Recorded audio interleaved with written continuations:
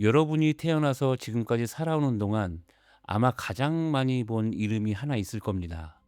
은행에서 통장을 만들 때, 관공서에서 서류를 한 장 뗄 때, 인터넷 회원 가입창에 흐릿한 회색 글씨 안에서 그 사람은 언제나 거기에 있었습니다.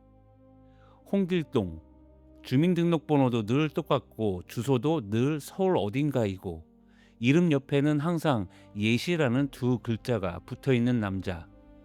대한민국에서 가장 성실하게 하루도 빠짐없이 출근하고 있는 이 사람은 대체 누구일까요?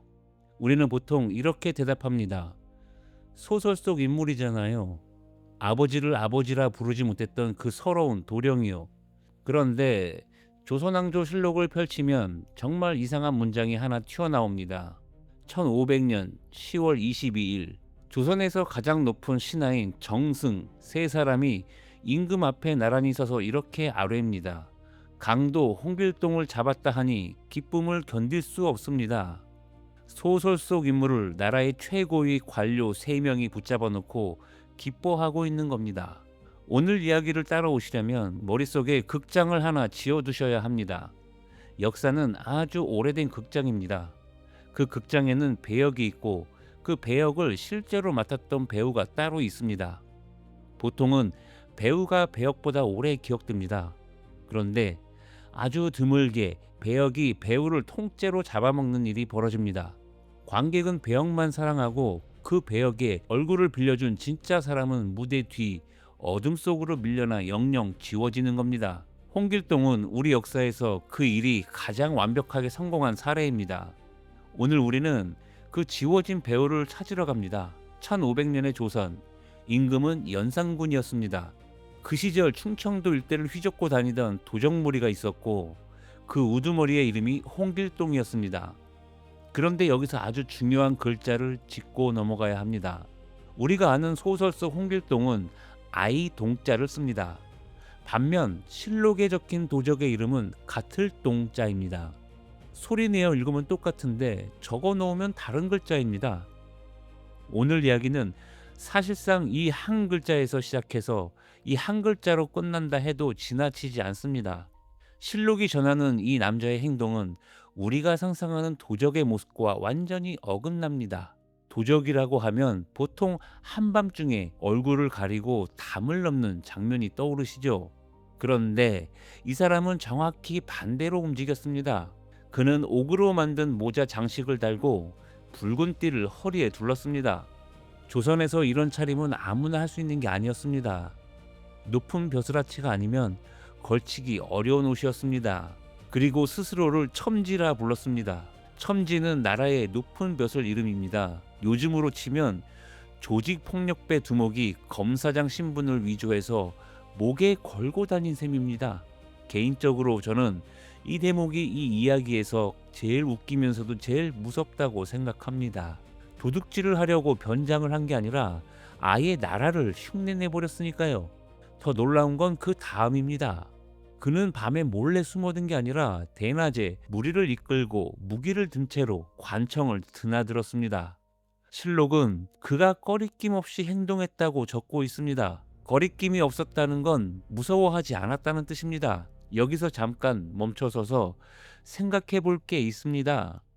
가짜 관복을 입고 관청에 들어갔는데 아무도 못 알아봤다? 조선의 관청이 그렇게까지 허술한 곳은 아니었습니다. 얼굴을 아는 사람이 분명 있었을 겁니다. 그런데도 그는 잡히지 않았습니다. 하루 이틀이 아니라 몇 해 동안이나 말이죠. 가능성은 둘 중 하나입니다. 지방 행정이 통째로 무너져 있었거나 아니면 그 관청 안에 그의 편이 있었거나 조선 조정이 붙잡은 답은 두 번째였습니다. 엄귀손이라는 사람이 있었습니다. 무관, 그러니까 군인 출신 벼슬아치였고 그것도 당상관이라는 높은 자리까지 올라간 사람이었습니다. 정리하면 이렇게 됩니다. 홍길동이 흉내만 내던 그 신분을 엄귀손은 진짜로 가지고 있었습니다. 홍길동이 붙잡히고 나서 조정이 그 무리를 캐 들어가는데 뜻밖에도 이 사람의 이름이 딸려 나옵니다. 그리고 재산을 들여다본 조정은 당황합니다. 한양에도 집이 있고 지방에도 집이 있었습니다. 쌓아둔 곡식은 3천석에서 4천석에 이르렀다고 기록은 전합니다. 문제는 이겁니다. 그 정도 재산은 그 사람이 받는 나라의 녹봉을 평생 한 푼도 쓰지 않고 모아도 만들어지지 않는 규모였습니다. 우리 엄기손 장군께서는 대체 어디서 그 많은 곡식을 구해 오셨을까요? 물론 여기서부터는 기록이 아니라 해석의 영역입니다. 실록은 두 사람이 서로 통했던 것 같다고 적었을 뿐 둘이 정확히 무엇을 주고받았는지는 끝내 말해주지 않습니다. 이 대목은 정직하게 말씀드리는 게 맞습니다. 우리는 모릅니다. 다만 한 가지는 분명합니다. 조선의 조정이 이 사건에서 진짜로 두려워한 것은 도적 한 명이 아니었습니다. 도적이 관청문을 열고 걸어 들어올 수 있었다는 사실, 그리고 그 문을 열어준 손이 관복 소멸을 하고 있었다는 사실이었습니다. 이날 이후 조선의 관리들은 새로운 병 하나를 앓기 시작합니다. 굳이 이름을 붙이자면 관복 입은 도둑 공포증쯤 될 겁니다.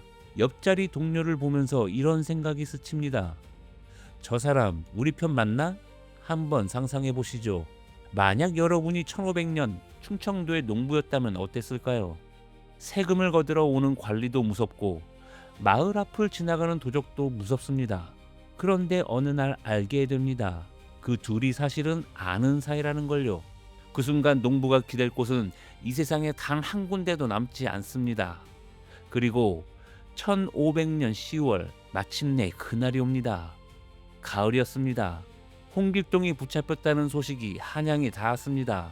10월 22일 조선의 정승 세 사람이 임금 앞에 섰습니다. 영의정 한치영, 좌의정 성준, 우의정 이극균. 이날의 정치를 이끄는 세 사람이 도적 한 명을 잡았다는 소식에 나란히 임금 앞으로 나아간 겁니다. 그리고 이렇게 아뢰입니다. 강도 홍길동을 잡았다 하니 기쁨을 견딜 수 없습니다. 백성을 위하여 해로움을 없애는 일에 이보다 큰 것이 없으니 바로 지금 그 무리를 끝까지 잡게 하소서. 임금은 그대로 따랐습니다. 그리고 기록은 거기서 끊깁니다. 실록은 그가 어떻게 붙잡혔는지 알려주지 않습니다. 어떤 신문을 받았는지도 알려주지 않습니다. 언제, 어디서, 어떻게 죽었는지도 알려주지 않습니다. 조선의 3대 도적으로 꼽히는 남자의 마지막을 우리는 단 한 줄도 가지고 있지 않습니다. 남은 것은 그를 잡아서 기쁘다는 문장 하나뿐입니다. 그해 12월 엄기소는 감옥 안에서 죽었습니다. 나라의 신문을 받던 중이었습니다. 그가 무엇을 말했는지 아니면 끝까지 아무것도 말하지 않았는지도 우리는 알 수 없습니다. 두 사람의 이야기는 그렇게 아무 설명 없이 닫혔습니다. 그런데 이야기는 여기서 끝나지 않습니다. 13년이 흐릅니다. 1513년 나라 살림을 맡은 호조가 임금에게 보고를 하나 올립니다. 충청도에서 세금을 거두는 일이 정말 어렵다는 보고였습니다. 이유가 뭐였을까요? 홍길동이 도둑질을 한 뒤로 백성들이 고향을 떠나 흩어졌고 그 뒤로 땅을 제대로 조사한 적이 없어서 세금을 매길 수가 없다는 것이었습니다. 이 문장을 다시 한번 읽어보셔야 합니다. 홍길동은 1500년에 붙잡혔습니다. 그런데 1513년의 조정은 여전히 그의 이름을 부르고 있습니다. 사람은 사라졌는데 이름은 13년째 살아서 나라의 장부 위를 걸어다니고 있었던 겁니다. 숫자를 나란히 놓고 보면 이 이름의 크기가 더 잘 보입니다. 홍길동이 잡힌 해가 1500년입니다. 그로부터 약 60년 뒤 명종 임금 때 임꺽정이 나타났고 다시 130년쯤 뒤 숙종 임금 때 장길산이 나타났습니다. 조선 후기의 학자 성호 이익은 이 세 사람을 조선의 3대 도적으로 꼽았습니다. 그런데 그 셋 가운데 죽은 뒤에도 이름이 나라의 세금 장부위에 남아있던 사람은 홍길동 한 명뿐이었습니다. 도적은 죽었는데 도적의 이름은 죽지 않았습니다. 그리고 이건 그 이름이 앞으로 벌일 일의 아주 작은 예고편에 불과했습니다. 자, 이제 무대가 바뀝니다. 홍길동이 사라지고 100년쯤 지난 조선에 한 권의 소설이 나타납니다. 홍길동전입니다. 주인공의 이름은 홍길동, 그런데 이 홍길동은 아이동자를 씁니다. 실록의 그 도적과는 다른 글자입니다. 소설 속 홍길동은 솔직히 말해서 사람이 아닙니다. 서자로 태어나 아버지를 아버지라 부르지 못하는 서름을 안고 자라다가 도수를 부려 자기 분신을 여럿 만들어 팔도에 동시에 나타나고 활빈당을 만들어 나쁜 관리의 곡간을 털어 가난한 백성에게 나눠주고 마침내 바다를 건너가 율도국이라는 나라를 세워 임금이 됩니다. 게임으로 치면 시작하자마자 최고 레벨의 스킬을 전부 찍고 등장하는 캐릭터입니다. 그리고 여기서 우리는 아주 중요한 사실 하나를 확인하게 됩니다. 활빈당도 분신술도 율도국도 조선왕조실록 어디에도 없습니다. 단 한 글자도 없습니다. 실록의 홍길동은 가난한 사람을 도왔다는 기록조차 없습니다. 그가 남긴 것은 백성들이 고향을 떠났다는 기록뿐입니다. 그럼 이 소설은 누가 썼을까요?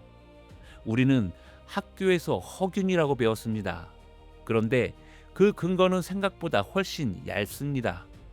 허균이 홍길동전을 지었다는 기록은 이식이라는 학자의 문집인 택당집에 나오는 짧은 구절 하나가 사실상 전부입니다. 그것도 이식이 세상을 떠난 뒤에 정리되어 나온 책입니다.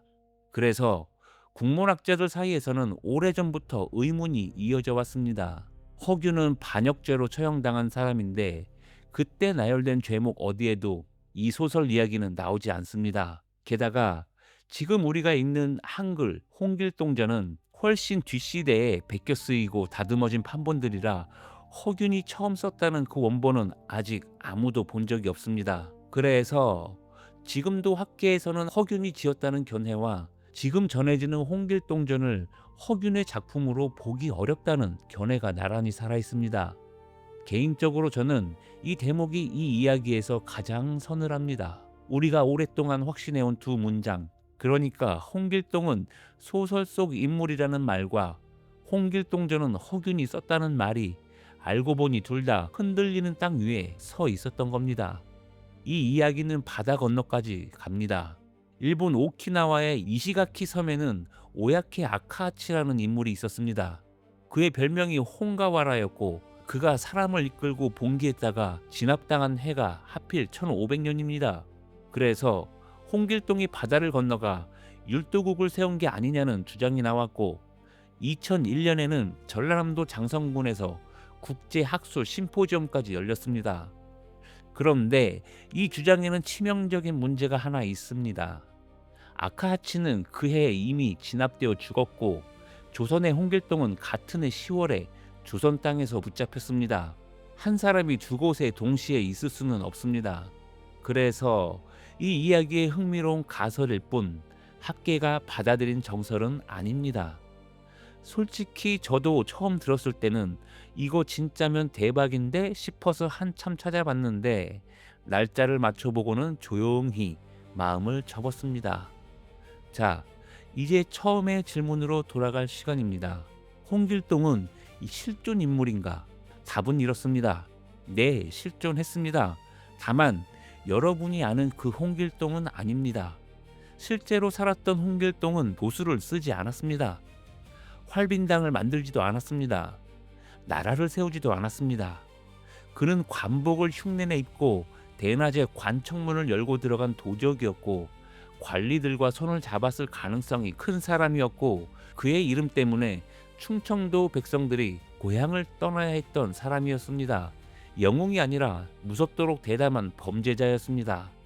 그런데 100년 뒤 조선의 누군가가 이 위험한 이름을 가져다가 완전히 다른 옷을 입혀 무대에 다시 올렸습니다. 왜 하필 그 이름이었을까요? 물론 이건 제 개인적인 생각입니다만 그 이름이 이미 백성들의 마음속에서 하나의 뜻이 되어 있었기 때문일 겁니다. 관청을 무서워하지 않는 사람, 나라의 옷을 입고 나라를 비웃은 사람.